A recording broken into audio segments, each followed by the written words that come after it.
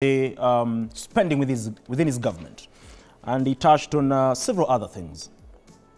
Now, 2024 has not been a walk in the park for the head of state, because not only the youth have held him accountable, we've also seen the church in recent weeks holding the head of state accountable. Now, we're here to look at the scorecard of the head of state in 2024, to be specific. And I just now want to, of course, introduce our third panelist, who is Ms. Sheila Olang, joining us live from Migori County. A very good morning to you, Ms. Olang. Good morning, Ian. Now, we just to kick off this particular conversation, from where you sit to begin with, how do you rate the performance of the President William Ruto administration in 2024, specifically, because I want us to start on matters the economy, specifically on the economy. How do you rate the performance of the government? Are we in a better place this particular year compared to last year in terms of the economy, from an economist? I would say it's difficult to have a straightforward answer for where we are. It depends on who you're asking. So we'll start with the positive. We can see that some things have been doing better, economically speaking. So, for example, we're looking at the Kenyan GDP. We are looking at inflation rates that are not doing badly this year compared to the last. And this is for different reasons.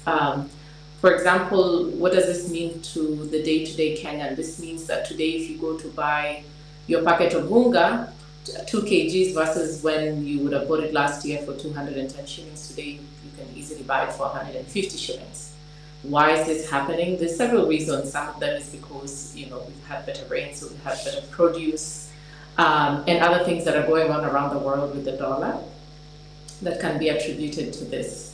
It also just shows, signals a little bit of maybe faith in the Kenyan economy post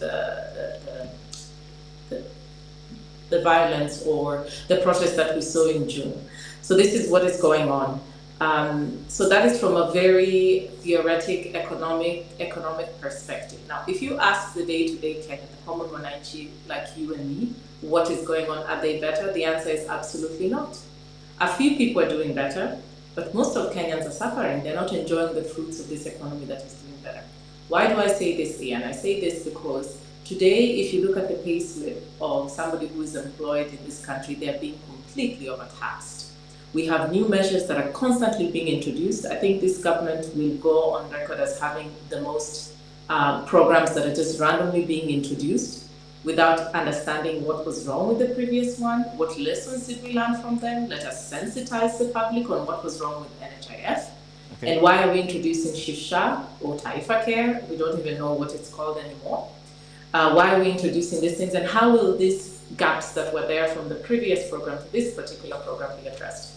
So when you see these programs, I agree with one of the panelists there, Professor, who was saying a lot of these programs, if you do not take the correct steps in terms of sensitization and implementation and communication, then they automatically become different ways of channeling corruption.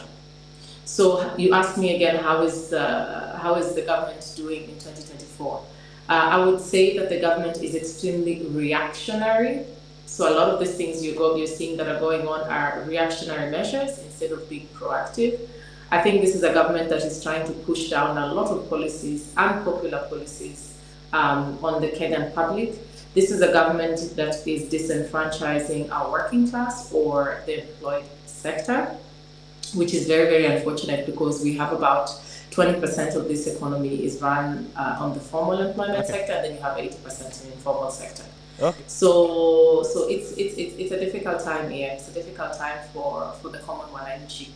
Fair enough. Before I engage Professor Gola, because he's also you know, an economist, on a scale of 1 to 10, you know, 10 being the highest, how do you rate the economic situation in the country under the Kenya Kwanza administration, not just in 2024, but the first 2 years of President William Ruto's administration? I would give it a solid 3.5. Well, that's below average. Now, Prof, let me engage you. Mr. Long has talked about the state of the economy. from where you sit, has the Kenyan economy grown to begin with?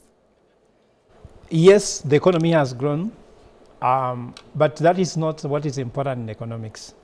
The economic growth is important to the government because they collect money. So if you look at the national revenue, you see the tax targets have been going up every year on. And they're saying Kenyan economy is now growing at 5.2%.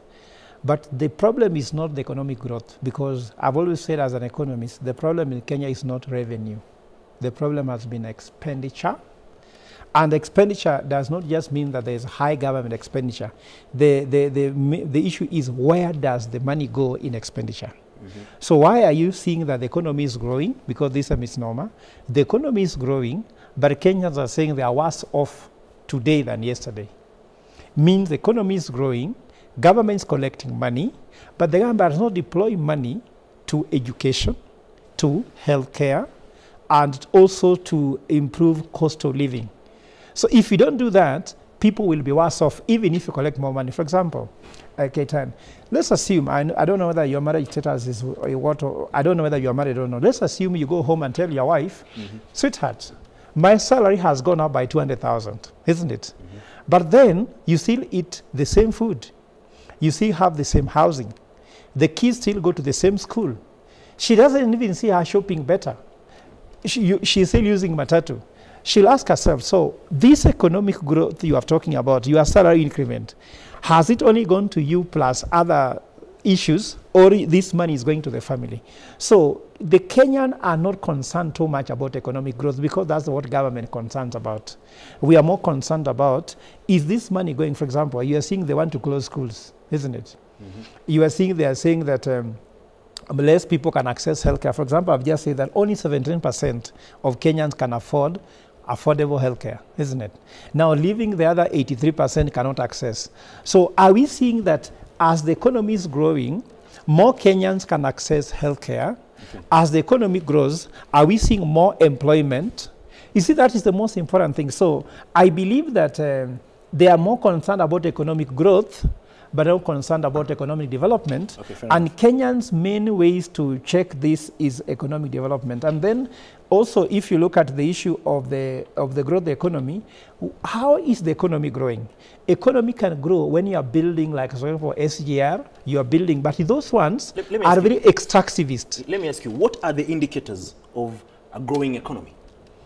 It's mostly measured using GDP. But GDP is not an accurate measure of how the citizens feel. Do you know that the temperature can be, let's say, 20 degrees Celsius in Nairobi, but the feel can be 15, or the feel can be higher than that. So the feel is what you feel. For example, you are hearing inflation has gone down, isn't it? Inflation does not measure economic growth. Inflation measures on the side of development. Fair enough. So the feel is what matters. Where is the money going? For example, we had a 4.2 trillion budget last time, thereabout. That was the proposed budget. Later they passed something like 3.9 trillion budget, isn't it? Yet the minister said they are freezing employment. Now, how can someone move from 3.6 trillion budget in the last year to 3.9 trillion budget, and yet no single employment is being created? So you're seeing that the revenue is increasing, but the benefit the citizens is reducing. And that's where the problem is. Yes. Let me start from where Professor left, about the field.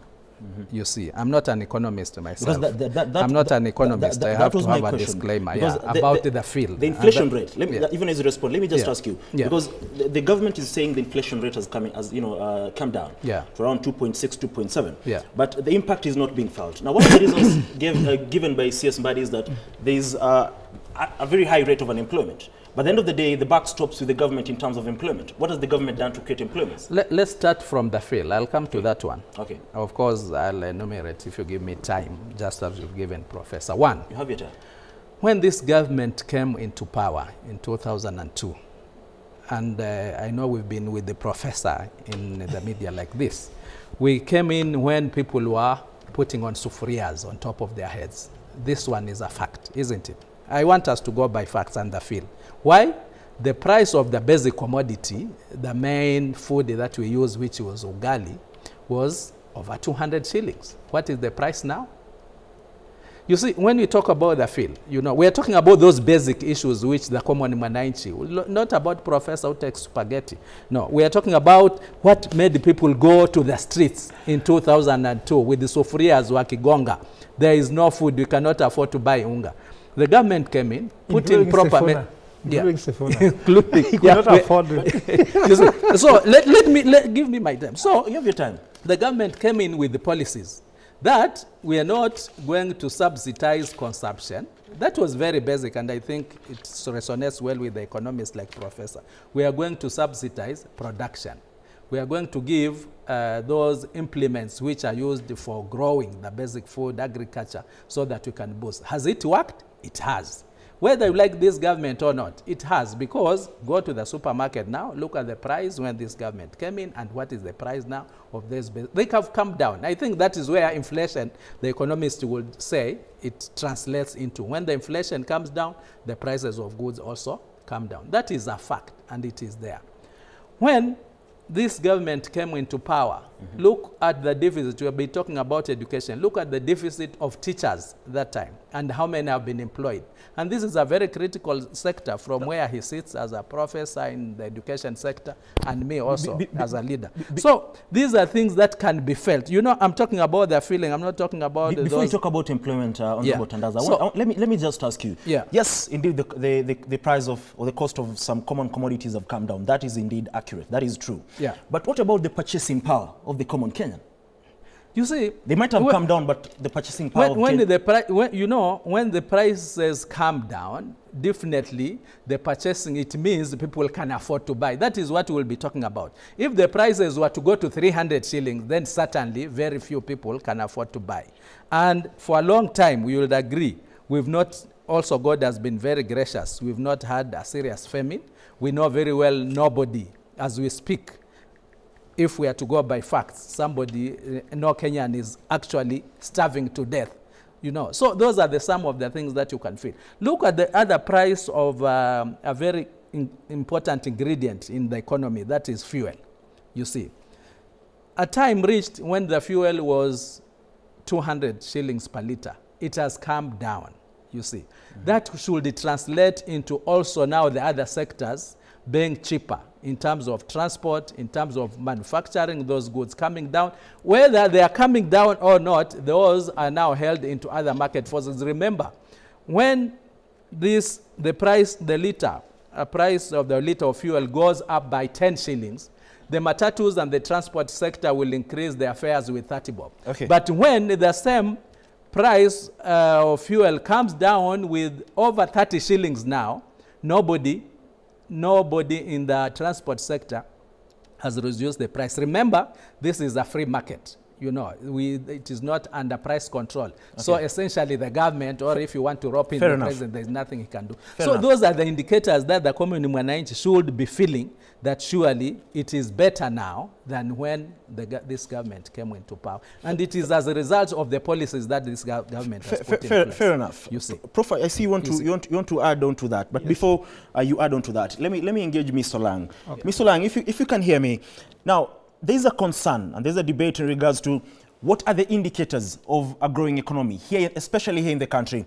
But again, there's the question of the common citizens' purchasing power, because the cost of commodities might have come down, but the purchasing power, most Kenyans are not even able to purchase these common commodities. Early in the morning, when you probably drive to work or you're coming to work, you see many Kenyans walking as they head to work. I mean, that to me in a way is also concerning, because it means probably they are probably even lacking the 50 shillings, the 70 shillings to even board a matatu to go to work, because in the morning from the route I'm using, all the way from along Gitanga Road, along from Kawangware, Gitanga Road, all the way, you see hundreds of Kenyans trekking to work, probably to the industrial area here in the capital. Now that to me is a bit concerning, because it shows that probably most Kenyans cannot afford. They might have that money, but cannot afford to, foot the cost of probably boarding a vehicle to go to work. Is that a concern to you? And what can the government do to ensure that Kenyans feel the impact of the economy growing here in the country? Yeah, it's a great concern because, you know, they always say everybody will write a story according to what is convenient for them. So it is true that when the government is saying, oh, the economy is doing better because of GDP, inflation rates, that is the narrative that suits them. Now, if you come back to what matters the most, because Mheshimiwa, as much as you're sitting there and trying to explain a little bit that the price of unga has gone down because of government policies, that is in part true, in fact.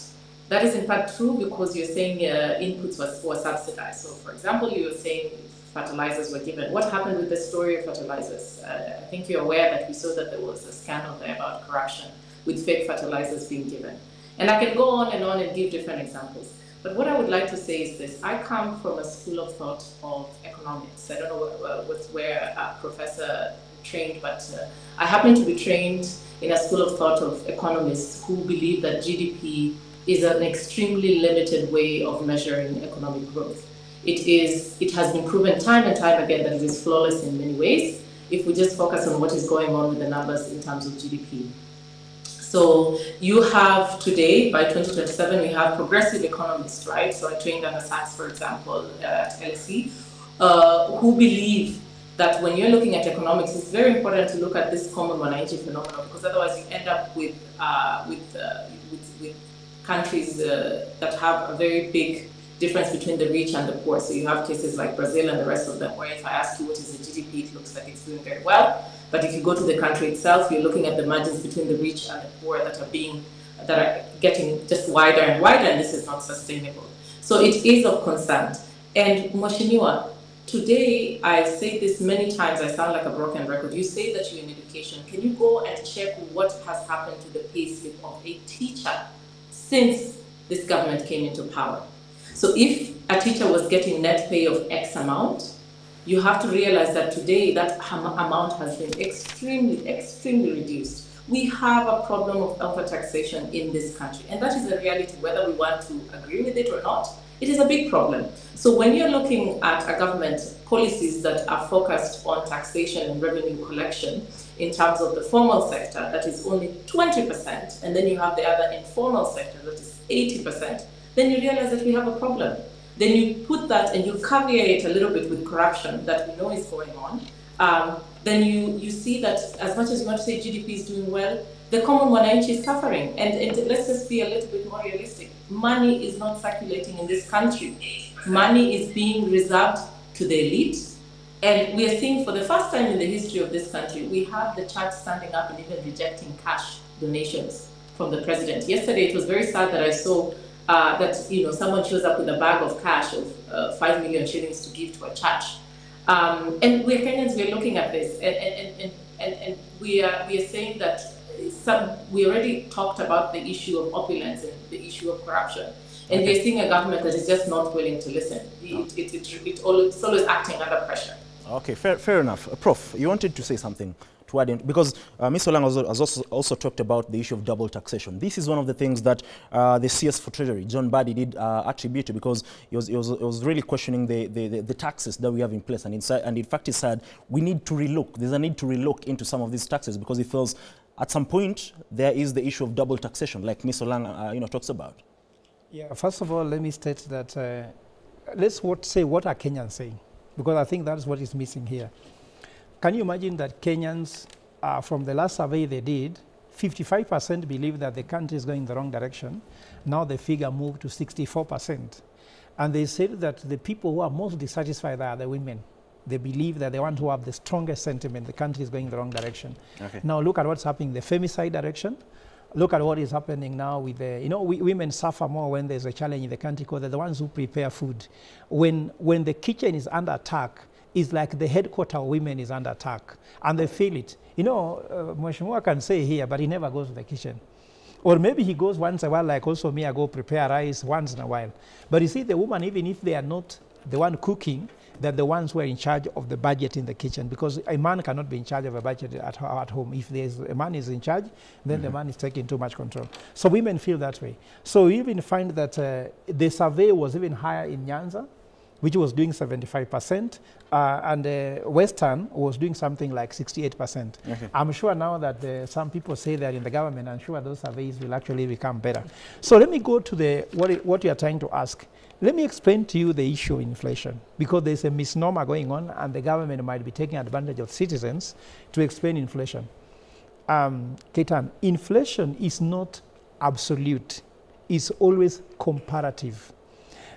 They check and said, in the last 6 months, how has the food prices fluctuated? So if it had gone to, let's say, for 1 kg of sugar, if it had gone for 200 shillings up to the last 6 months, we now compare how it has moved from 6 months from then to now. Okay. So in absolute terms, the prices are still very high, but comparatively, let's say, for example, you are well now, and I'm well briefly now. Yes. And I'm well now. If I'm taken to hospital, then they check my blood pressure has gone up, isn't it, to 180, isn't it? Then after 1 hour, they say it has gone to 60. Does it mean that my blood pressure is okay? No. It's gone down comparatively to where it was. You understand? Okay. So that's how we measure inflation. Just give me time, I explain this a little bit. Now, I want to ask my honorable here a very important question. They should be asking the questions. What has the government done? In economics, we call them lagging variables. And what is the outcome? In the lowering of the prices, they went for G2G. Mm-hmm. Was G2G a good thing? No.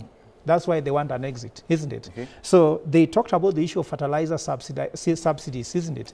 Fertilizer subsidies contributes, no fertilizer as an input contributes only 6% to the cost of production. Remember, fuel, you have to harrow, you have to plow, okay, you have to plant, you have to transport, you have to package, you have to, so there's a lot of input there. So according to me, that has not been happening. And let me explain the purchasing power, on the purchasing power. Mm-hmm. What drives purchasing power is 1, government regulation, 2, inflation, and then 3, national disaster. So government regulation, which is over borrowing. That's why money is not moving. When the government is over borrowing, the money goes to the government and takes away from the public. That's why money is not circulating even if things are good. Secondly, over taxation takes away money. They have discussed about it. Pending bills is an issue where people are putting their money to government service. They don't get their money back. And high interest rates. And I've just done calculation. SHA contribution is now 2.75%. Mm-hmm.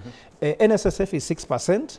Income tax is 30% thereabout, isn't it? You add that together, you get 38.75%. Then if you add to 16%, which is value-added tax, government is taking 54.7% from people and leaving people with a smaller chunk of their income. I want you to hold on, and that's where the problem is. I want you to hold on to that particular thought, because I want us to take a breather. I'll come and engage you, Honorable Tandaz, on, because there are very many other issues. There's the issue of corruption within the government. There's the issue of taxation within the government. There's also the issue of extrajudicial killings, which has been the headline in 2024. There are very, very many other concerns here in the country, concerns that Kenyans continue to raise each and every passing day. On that note, we just take a brief breather. Then we'll be back to, of course, continue with this conversation.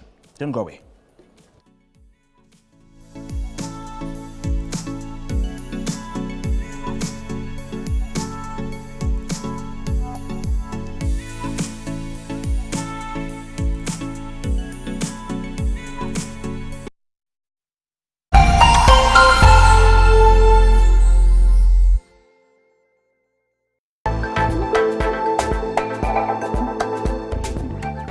Mr. DJ, Mr. DJ.